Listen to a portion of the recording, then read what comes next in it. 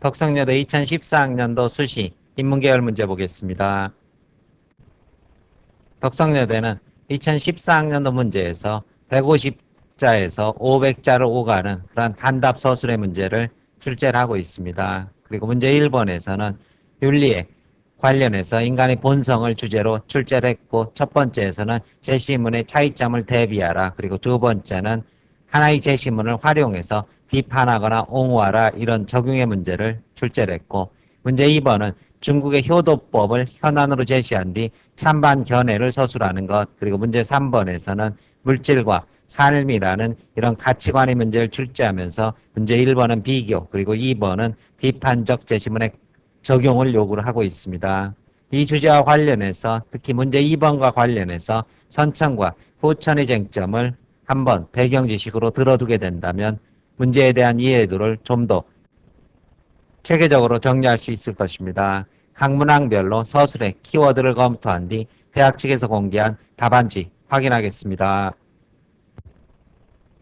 먼저 1번에서는 가나의 대비점이 드러나도록 요약하라, 이런 요구를 하고 있는데, 제시문 가에서는 성선설이, 그리고 제시문 나에서는 백지설이, 즉 후천적인 사회적 환경이 인간의 본성을 만든다는 그런 내용이 소개되고 있다는 사실을 대조해 주시면 될 것이고,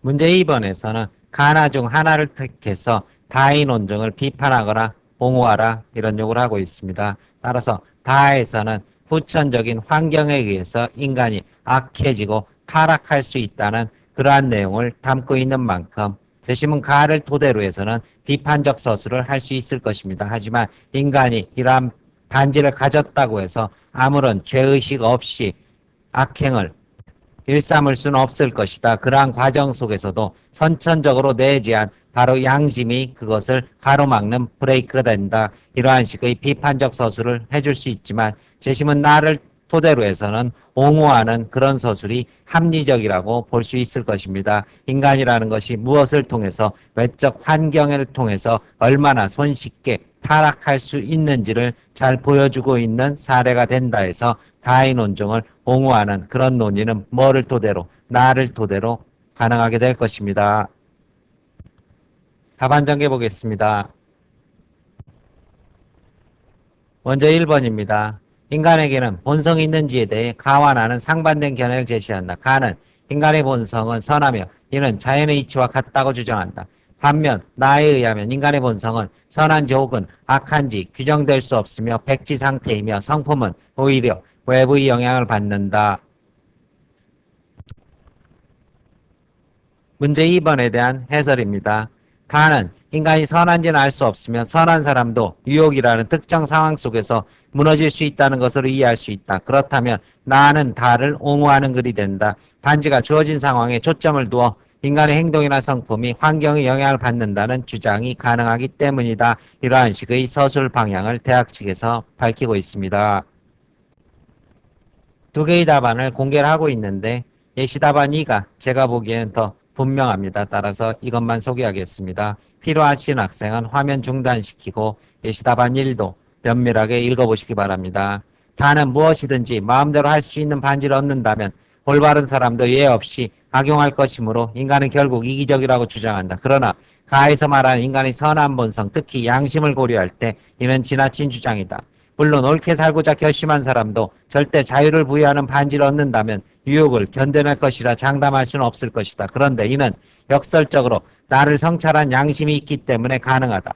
반지를 악용하면서 일말의 꺼리낌도 없는 사람은 드물 것이다.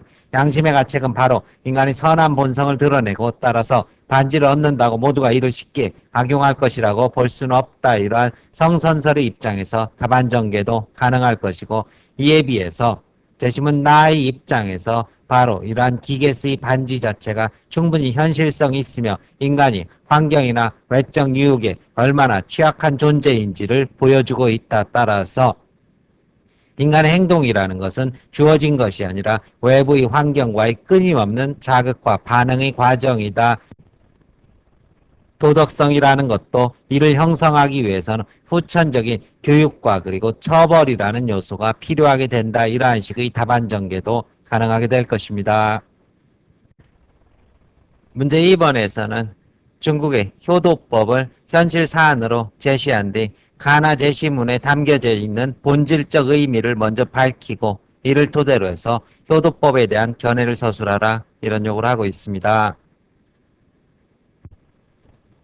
따라서 학생 여러분들은 제시문 가에서는 효라는 것은 물질이 아니라 지극한 정성과 마음씀이라는 이러한 정신적 가치에서 비롯되는 것이다라는 의미를 추출하셔야 될 것이고, 제시문 나에서는 이러한 효의 정신은 무엇에서 인간이 가지고 있는 보편적인 양심과 그리고 본성에서 비롯되는 선천적인 요소가 될 수 있다, 이러한 의미를 제시문 나에서 추출을 하셔야 될 것입니다. 따라서 이를 토대로 해서 제시문 다에 대해서는 역시 찬반의 입장이 모두 가능하게 되는데,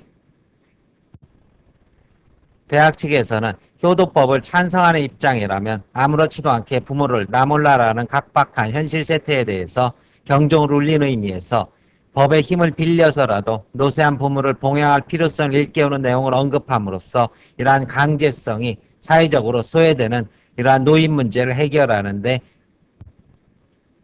대안이 될 수 있을 것이다, 이런 의미의 서술이 가능한 반면,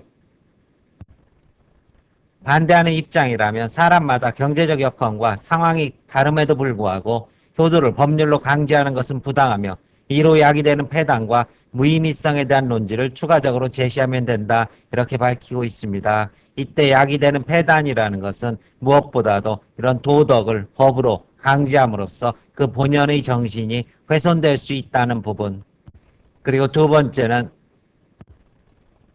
효라는 것은 주관적이고 자의적인 것인 만큼 법이 집행과 적용에 있어서 객관성을 잃고 주관적인 요소로 전락할 수 있다는 부분, 이러한 부분을 폐단으로 서술할 수 있을 것입니다. 그리고 대학 측에서는 제시문 가에서 효의 본질은 물질적 봉양보다도 부모님을 진정 기쁘게 해줄 수 있는 것은 진심 어린 정성과 공경이라는 사실을 파악했는지, 그리고 나에서 부모의 시신이 썩어가는 모습을 바라보는 자식의 마음이 괴롭고 부끄럽게 느껴진 것은 스스로가 옳지 않았음을 인정하고 진심으로 반성하기 때문이고, 이런 연구로 부모의 장례는 누가 시키지 않아도 성신성의껏 치르는 것이 당연하다. 즉 효라는 것은 인간이 가지고 있는 본성의 내면적 요소 중 하나가 된다라는 부분을 분명하게 파악했는지를 채점의 기준으로 밝히고 있습니다. 따라서 저도 제시문 가와 그리고 나의 내용이 정확하게 해석되었는지와 그리고 효도법이 가지고 있는 그러한 양면성 중 어느 부분을 자신이 택해서 분명하게 전개했는지를 기준으로 첨삭을 하도록 하겠습니다. 문제 3번 보겠습니다. 문제 3번에서는 물질과 행복이라는 큰 주제를 토대로 해서 역시 1번 문제에서는 짧게 가나가 제시하는 해결 방식의 공통점과 차이점을 요구를 하고 있습니다. 따라서 제시문 가와 나는 모두 공통적으로 물질적 가치만을 중시하는 이러한 세태에 대해서 경계를 하고 있다. 그런데 제시문 나에서는 보다 근본적이고 철저하게 물질에 대한 배척을 주장하는 반면 제시문 가에서는 물질 못지않게 정신적 가치도 중요하다는 이런 상대주의적 가치관을 제시한다. 이렇게 가나를 비교, 대조할 수 있을 것입니다. 문제 2번에서는 다시에 나타난 할머니의 삶을 사례로 들어서 가나 중 한 가지 관점에서 다른 하나를 비판하라, 이런 요구를 하고 있습니다. 따라서 일단 다이시에서는 할머니의 고단한 삶을 읽어내셔야 될 것이고, 그리고 두 번째는 이러한 고단한 삶 속에서 서로 간의 소통, 즉 소와의 소통과 정서적 유대를 통해서 위로를 얻고 있다는 이러한 사실을 역시 부수적으로 읽어내야 될 것입니다. 따라서 이를 전제로 했을 때 가에 대해서는 할머니가 극도의 빈곤한 모습 속에서도 소와 정서적 유대를 나누면서 삶의 위로를 얻는 모습을 토대로 비판할 수 있을 것입니다. 가에서는 물질을 최소한의 삶의 전제 조건으로 삼고 있는데, 비난한 할머니를 봤을 때 과연 물질이 어느 정도 충족되어야지만 반드시 행복하다고 볼 수만은 없을 것이다, 이러한 식의 비판이 가능하다면, 나에 대해서는 비난한 할머니의 빈곤한 삶을 통해서 물질 자체를 전적으로 거부하는 삶이 실제적으로 현실 가능한지에 대해서 역시 비판할 수 있을 것입니다. 따라서 여기에 대해서는 할머니의 고단한 일상을 보았을 때 물질에서 벗어나서 과연 우리가 행복을 얻을 수 있겠느냐, 이러한 비판이 가능하다는 것입니다. 답안 보겠습니다. 문제 1번입니다. 가는 경제적인 여유와 신체의 안전이 보장되는 상황을 전제로 한 인식 전환을 주장하고 있다는 점에서 물질적 소유 자체를 근원적으로 부정하는 나의 절대주의적 관점과 달리 주관적 만족과 같은 정신적 가치를 물질적 가치보다 우선시하려는 상대주의적 관점이라고 할 수 있다. 문제 2번에서 가의 관점입니다. 현실 세계에서 살아가는 모든 이들이 종교적이고 이상적인 자기 결단을 통해 소유욕을 버린다는 것은 실질적으로 그 실현을 기대하기 어렵다. 모든 소유욕을 버리고 종교에 귀의하는 경우 종교계의 체계화된 여러 제도들이 그러한 결단의 뒤를 바치고 있어서 먹고 사는 문제로부터는 비교적 자유롭다. 그러나 현실에서는 먹고 사는 문제에 매달려야 한다는 점에서 완전히 소유욕을 버리기는 실질적으로 어렵기 마련이다. 다른 가족도 없이 늙은 할머니가 소를 몰아 하루치 일을 마치고 귀가한다는 설정에 기초한 시 묵화는 목구멍에 불칠해야 하는 현실 원리 고단함을 봉변하고 있다. 나의 관점입니다. 가의 관점은 경제적 물질적 조건의 일정한 충족을 전제로 하고 있다는 점에서 문제점이 드러난다. 일정한 충족의 양적 범위를 확정하기가 어렵기 때문이다. 두 번째 문제는 이 관점이 고도의 경제성장과 급속한 사회변동이 모든 구성원들에게 고루 적용된다는 점을 전제로 하고 있다는 것이다. 그런데 우리 주변을 돌아보면 사회 경제적인 여유와 신체의 안전이 보장되지 않는 상황에 있는 사람들이 도처에서 발견된다. 시 묵화에 등장하는 할머니의 고단한 삶이 그 전형적인 모습이다. 따라서 물질이 갖는 한계를 근본적으로 인식하고 그 많고 적음에 매달리지 않는 사유체계를 수용할 필요가 있다. 이러한 답안을 제시를 하고 있습니다. 전체적으로 사실 매끄럽기보다는 약간 거칠다는 느낌을 지울 수가 없을 것인데 다만 비판에 충실한 답안지를 제시를 하고 있다는 사실을 눈여겨보시기 바랍니다. 설명 마칩니다.